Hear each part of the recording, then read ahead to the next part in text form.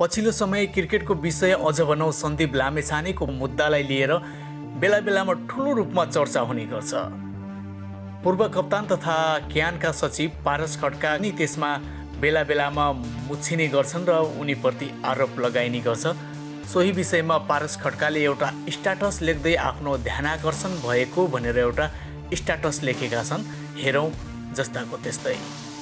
पारस खड्का लेख्छन्, पछिल्लो केही समय यता सामाजिक सञ्जालमा मेरो नाम जोडेर चरित्र हत्या गर्ने हेतुले विभिन्न व्यक्ति तथा संस्थाबाट अपुष्ट र आधारहीन तरिकाले ममाथि भइरहेको व्यक्तिगत आरोपप्रति मेरो गम्भीर ध्यानाकर्षण भएको छ। नेपालको कानुनले कसैलाई पनि बिना प्रमाण चरित्र हत्या गर्ने वा तर्क नराखी व्यक्तिगत आरोप लगाउने छुट दिएको छैन।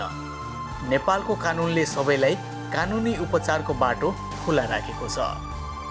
नेपाली क्रिकेटसँग सम्बन्धित विभिन्न पक्षहरू र विशेषतः सन्दीप लामेछानेसँग जोडिएको पछिल्लो मुद्दामा सम्मानित जिल्ला अदालतबाट पहिलो तहको फैसला भएको र उच्च अदालतबाट अन्य कुरा प्रष्ट हुँदै जाने नै छ। यो सबका बीच समेत तर्कहीन तरिकाले मेरो नाम जोडेर चरित्र हत्या गर्ने हेतुले ममाथि भइरहेको नियोजित षड्यन्त्रलाई ढिलो चाँडो कानुनी दायरामा ल्याउने समेत जानकारी गराउन चाहन्छु।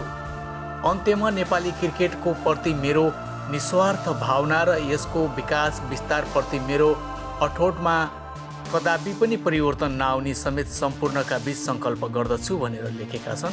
तपाईको विचारमा के लाग्छ? आफ्नो विचार कमेन्टमा राख्दै गर्नुहोला। तपाईँ हाम्रो च्यानलमा नयाँ हुनुहुन्छ भने सब्सक्राइब पनि गरिदिनुहोला। धन्यवाद।